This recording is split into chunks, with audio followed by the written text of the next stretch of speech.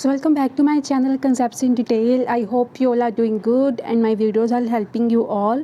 So आज हम करेंगे merits of bipolar and merits and demerits of bipolar. So basically first of all thanks to everyone who are subscribing to my channel and जिन्होंने भी अभी तक subscribe नहीं किया चैनल को और मेरी वीडियोस देख रहे हैं पर सब्सक्राइब नहीं कर रहे हैं उनको मैं बोल दूँ तो प्लीज़ आप मेरे चैनल को सब्सक्राइब करो because it also motivates me. Otherwise मुझे ऐसे होता है कि मैं वीडियो बना रही हूँ पर स्टूडेंट्स जो हैं सब्सक्राइब नहीं कर रहे तो वो ऐसे में थोड़ा सा डीमोटिवेट हो जाती हूँ। सो जिन्होंने भी अभी तक चैनल को सब्सक्राइब नहीं किया वो सबसे पहले चैनल को सब्सक्राइब और जिनका भी एग्ज़ाम है उनको all the best. So our first point is balance of power. तो बैलेंस ऑफ पावर का मीन्स जैसे मैंने आपको पहले भी बताया है कि इसका मतलब है कि जब बाइपोलर वर्ल्ड है मतलब तो जो पावरफुल कंट्रीज़ हैं वो एक दूसरे के है जो राइवल बनी हुई हैं सिर्फ और दो पावरफुल कंट्रीज़ ही हैं।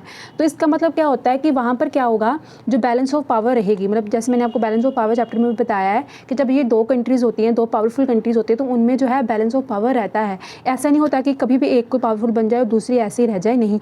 जैसे बैलेंस ऑफ पावर में क्या था यूएसए और यूएसएसआर का रेफरेंस था है ना, तो उसमें क्या बताते थे कि कैसे जो है यूएसए भी उतना ही पावरफुल है यूएसएसआर भी उतना ही पावर है जिसकी वजह से दोनों में क्या रहता है बैलेंस ऑफ पावर रहता है। तो इसी में भी यही लिखा है कि बाइपोलर का ये फ़ायदा है उसका ये मेरिट है कि इसमें जो है बैलेंस ऑफ पावर रहती है। ऐसे कोई भी जो एक नेशन ऐसे नहीं है कि एक नेशन बड़ा पावरफुल है और वो पूरे वर्ल्ड को डोमिनेट कर रहा है, नहीं, ऐसे नहीं होता, ठीक है। तो सेकंड पॉइंट है डिक्लाइन इन इंटरनेशनल टेंशन। तो कहते हैं कि जब ये दो वर्ल्ड जो है दो पूरे कंट्री हैं तो ये जो है एक दूसरे में क्या करती हैं, एक पूरी पावरफुल कंट्री बनी होती है। Main centre of the power कौन होता है, ये दो कंट्रीज ही होते हैं। ये ज़्यादा से ज़्यादा जो है इनका जो मेन मोटिव होता है कि अपनी वो सुपरमेसी बनाए, सिर्फ वही सुपीरियर हैं। तो जिसकी वजह से वो क्या करते हैं अब एक दूसरे में लगे रहते हैं और जिसकी वजह से वो क्या होता है वो छोटी मोटी डिस्प्यूट्स जो हैं वो उसमें नहीं फंसते, ठीक है।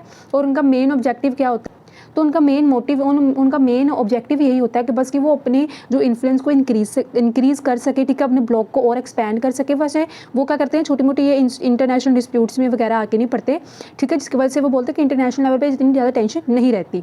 थर्ड है minor changes do not affect the polls. जैसे मैंने बताया कि जो भी छोटी छोटी अगर कोई बात हो गई, ठीक है, अगर किसी ने आपके खिलाफ कुछ बोल दिया, मतलब किसी भी आपके ब्लॉक के खिलाफ कुछ बोल दिया या आपके कंट्री के खिलाफ कुछ बोल दिया या फिर कोई और टेंशन चल रही है छोटी मोटी टेंशन कि किसी पे कहीं पे अनएम्प्लॉयमेंट आ गई या कहीं आप पे ऊपर अटैक करने आ रहे हैं, ऐसे आपने छोटी सी कंट्री से सुना, तो आप इन सभी मेजर माइनर से इश्यूज़ पे जो है आप ध्यान नहीं देते। ये जो बाइपोलर कंट्रीज़ होती हैं, ठीक है, तो इनमें क्या होता है मेनली जो होता है ये कहते हैं छोटे छोटे चेंजेस पे या छोटे छोटे तरीक़ों छोटी छोटी बातों पर जो है वो ध्यान नहीं देते। वो अपना ही है जो अपने आप को और एक्सपैंड करने में और इन्फ्लुएंस बढ़ाने में है वो लगे रहते हैं। इन्होंने एग्जाम्पल दिया है वो तो अभी एक रिसेंट हुआ था ना स्वेज कैनाल का, ठीक है, पर जो है 1956 में भी एक जो है इशू हुआ था स्वेज कैनाल का। तो उसमें क्या हुआ था कहते हैं जो तो ये पता क्या हुआ, एक इशू चल पड़ा किसके बीच, अमेरिका और फ्रांस के बीच में थोड़े से डिफरेंसेस आ गए। तो उन्होंने क्या किया 1956 में क्या हुआ, फ्रांस और ग्रेट ब्रिटेन ने जाके अपने नॉर्थ साइड पर ना स्वेज कैनाल के नॉर्थ एंड पर क्या अपनी मिलिट्री वगैरह खड़ी कर दी कि अब हम तो है तेरे से पंगे जान के उनसे पंगे लेना शुरू कर दे। पर अमेरिका ने इसको बोधर नहीं किया, उसने इसको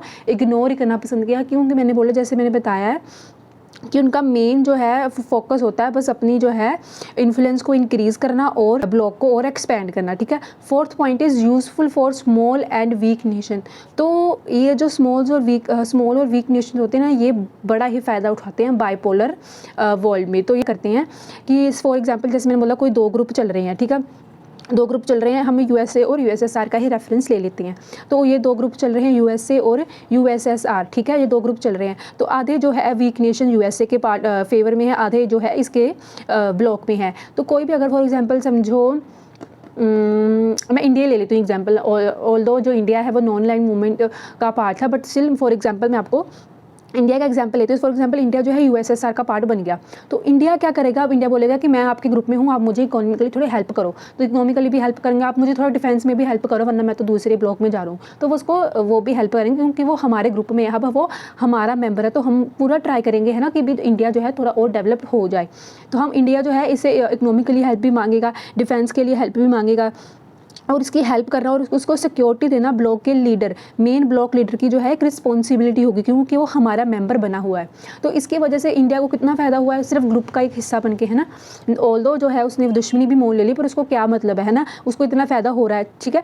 तो ये ऐसे है कि स्मॉल नेशन जो है बड़ा ही ज़्यादा इन्होंने फ़ायदा उठाया बाइपोलर में। तो कहते हैं सच नेशंस को, जो स्मॉल नेशंस होते हैं ना जो इसे हेल्प लेते हैं ग्रुप का मेंबर बने, उसे बोलते हैं सैटेलाइट, ठीक है। उससे जो ये स्मॉल वीक्स और नेशन बने होते हैं उसको हम बोलते हैं सैटेलाइट स्टेट। स्टेट्स जो कि ऐसे दूसरों की हेल्प लेते गए थे। तो ऐसे दैट टाइम में जो सैटेलाइट स्टेट थी वो थी एशिया, अफ्रीका, लैटिन अमेरिका, ये सारी जो है एक सैटेलाइट स्टेट से बनी थी किसकी, बिग पावर्स कंट्री की। So fifth is spread of ideology. तो कहते हैं बाइपोलर का मेन एक बाइपोलर का ये भी मेरिट है कि क्या होता है, सारे के सारे जो दोनों के दोनों मेन नेशंस होते हैं ना, दोनों के दोनों जो बाइपोलर के मेन पावरफुल नेशन होते हैं वो क्या करते हैं, अपनी आइडियोलॉजी को स्प्रेड करने में ही लगे रहते हैं। जैसे बैलेंस ऑफ पावर में भी मैंने आपको करवाया था ना, वैसे काफ़ी हद तक सिमिलर है बाइपोलर और बैलेंस ऑफ पावर, ठीक है। तो स्प्रेड ऑफ आइडियोलॉजी में भी मैंने उसको आपको बैलेंस ऑफ पावर में बताया था कि जो मेन कैसे यूएसए और यूएसएसआर अपनी आइडियोलॉजी को स्प्रेड करने में ही लगे रहते थे। वो बोलते थे कि नहीं, यूएसए बोलता कि नहीं कैपिटलिस्ट आइडियोलॉजी अच्छी है, और यूएसएसआर बोलता था नहीं कम्युनिज्म आइडियोलॉजी अच्छी है। तो कहते वो अपनी तारीफ करने के साथ साथ क्या करते हैं, दूसरी की आइडियोलॉजी के बारे में बुरा भला भी बोलते हैं, सो दैट कि जो है लोग उनसे इंप्रेस ना हों और हमारे पास आएँ, ठीक है। तो उनका मेन मोटिव क्या होता है, आइडियोलॉजी को स्प्रेड करना। बेसिकली आपने इस पर अपनी तरफ से लिख लेना है। थोड़ी सी बुकिश लैंग्वेज थोड़ी डिफिकल्ट होगी, बट मैं आई होप मैं आपको इतनी अच्छे से समझा पाऊँ कि आप इसको जो है अपनी लैंग्वेज में लिख सको। तो बेसिकली आपने सबसे पहले इतना लिख देना कि ऐसे करके जो स्प्रेड ऑफ आइडियोलॉजी करना इनका मेन मोटिव है। आप इसमें बता दो कि मेनली 2 जो है ग्रुप्स हैं। फर्स्ट ग्रुप है एक यूएसए और सेकंड है यूएसएसआर, ठीक है। यूएसए की मेन आइडियोलॉजी है कैपिटलिस्ट आइडियोलॉजी, और सोवियत यूनियन की है कम्युनिस्ट आइडियोलॉजी। तो ये आइडियोलॉजी आपस में जो है वो लड़ते रहते हैं और जो है अपनी आइडियोलॉजी का इन्फ्लुएंस इंक्रीज करने में लगे रहते हैं, और वो चाहते हैं कि उनकी आइडियोलॉजी ज़्यादा से ज़्यादा स्प्रेड हो और लोग उसकी आइडियोलॉजी में आकर उसके ग्रुप का जो है मेंबर बने। 6th है decline of colonialism and imperialism. तो कहते हैं कि बाइपोलर के टाइम पे क्या हो गया, जो सारा कुछ कॉलोनिज्म जो इतना ज़्यादा चला हुआ था, इम्पीरियलिज्म इतना ज़्यादा चला हुआ था, वो सभी जो है घट गया और घटते घटते एकदम बंद ही हो गया। क्यों? क्योंकि वर्ल्ड वॉर 2 के बाद जो है मेनली कोल्ड वॉर स्टार्ट हो गई। कोल्ड वॉर में सिर्फ 2 ग्रुप जो थे मेनली थे जो रन हो रहे थे, वो थे यूएसए और यूएसएसआर का ग्रुप। उसमें जो है कोई भी ऐसा नहीं था जो किसी के ऊपर ऐसे रूल कर रहा हो, किसी की भी ऐसी कोई भी ऐसा देश नहीं था जिसके ऊपर कोई ना कोई रूल कर रहा हो। सभी जो है देश जो है वो अब आज़ाद हो गए थे, जिसकी वजह से जिसमें एक इंडिया भी था जो कि अब वाइट माइनॉरिटीज या फिर ब्रिटिशर से जो है वो आज़ाद होकर अपना एक खुद का नेशन जो वो चला रहा था। Beginning of non align movement, जैसे कि हमें पता लगा अभी कॉलोनाइजेशन और इम्पीरियलिज्म जो है अब खत्म हो गया। अब सभी ने क्या किया, जो लोग अलग रहना चाहते थे उन्होंने नॉन अलाइन मूवमेंट चलाई, और जो लोग उन दोनों ग्रुप में से किसी एक ग्रुप के साथ जाना चाहते थे वो उस ग्रुप में जो है वो चले गए। So non aligned movement is the byproduct of the in the world because countries which did not want to join any bloc, जैसे मैंने बताया कि कोई भी कंट्री जो कोई भी ग्रुप में नहीं जाना चाहती थी, ठीक है, और किसी भी ग्रुप में जाने में इंटरेस्टेड नहीं थी, उसने अपनी इंडिपेंडेंट आइडेंटिटी बनाने के लिए उन्होंने अपनी एक अलग मूवमेंट स्टार्ट की जिसका नाम था नॉन अलाइंड मूवमेंट, और उसमें जो है इंडिया भी one of the founding member था, किसका, NAM का, ठीक है। So these were the merits. I hope ये आपको समझ लगे होंगे। नेक्स्ट अब हम कहते हैं डीमेरिट्स ऑफ बायोपोलैरिटी। तो ये भी बड़े इजी हैं, ठीक है। सबसे पहले स्प्रेड ऑफ आर्म रेस। तो कहते हैं अब जब हमें पता था कि ये 2 नेशन जो पावरफुल नेशन है, तो इन्होंने क्या किया, अपने इन्फ्लुएंस को और बढ़ाने के लिए इन्होंने क्या किया, अपने आर्म्स वगैरह जो है वो और जो है अपग्रेड करने शुरू कर दिए। अब एक ने अपग्रेड किया तो दूसरा बोलेगा मैं भी करूँगा, सो दैट क्योंकि लेवल जो है मैच होना चाहिए, है ना, लेवल मैच होना चाहिए, क्योंकि बैलेंस ऑफ पावर होगी इसमें। तो लेवल मैच करने के लिए इसने भी जो है अपने जो है और ज़्यादा वेपन जो है अपग्रेड किए, जिसकी वजह से वो कहते हैं सो दैट कि कहते हैं कल को कुछ भी हो तो हम जो है मास लेवल पर डिस्ट्रक्शन कर सके दूसरे की भी। तो जिसकी वजह से उन्होंने पाइल ऑफ पाइल जो है वेपन्स के लगाने शुरू कर दिए, ठीक है, मतलब वेपन्स के ढेर बनाने शुरू कर दिए, जिसकी वजह से जो है आर्म रेस स्टार्ट होगी और जो है बड़ी ज़्यादा। तो उन्होंने कहते हैं इतने ज़्यादा डेंजरस वेपन बना लिए थे जो कि पूरे वर्ल्ड को विद इन मिनट्स जो है वो ख़त्म कर सकते हैं। तो ये कहते हैं आगे चल के क्या कर सकता है हमारे लिए थोड़ा मुश्किल, तो जिसकी वजह से क्या होता है आगे जाके जो है काफ़ी ज़्यादा डेंजरस वॉर होने का डर लगा रहता। Second point is possibility of war. कहते बिकॉज ऑफ हमें पता कोल्ड वॉर की वजह से क्या हुआ, तो कहते हैं जब बायोपोलर वर्ल्ड स्टार्ट था, तो मतलब बायोपोलर वॉर तभी था जब कोल्ड वॉर चल रही थी, है ना। तो कहते तब जो है वॉर की जो है एक पीक पे आ चुका था, सभी को डर था कि कभी भी जो है वर्ल्ड वॉर 3 हो सकती है। जिस तरह से जो है ये इतना ज़्यादा जो है इंक्रीज़ हो ही जा रहा था, जो इनका आपस में ज़्यादा टेंशन थी वो इंक्रीज़ हो ही जा रही। तो कहते हमें डर था कभी भी जो है वो वॉर शुरू हो सकती है। तो वो बोलते उनका प्रिंसिपल ये था मेन कि for piece be prepared for war. अगर हमें पीस चाहिए, क्योंकि टेंशन तो चलती थी दोनों ग्रुप्स में, ठीक है, हर को डर तो लगा ही रहता था ना, क्योंकि आपको पता जब दो इतने बड़े दुश्मन हो तो डर लगा रहता छोटी छोटी कंट्री को भी, कल को कुछ हो गया तो सभी का नुकसान होगा, है ना। तो वो बोलते कि इतनी ज़्यादा जो है वो टेंशन ऐड होगी, तो सभी को था कि अगर तो अब आपको पीस चाहिए तो आप जो है वॉर के लिए प्रिपेयर रहो।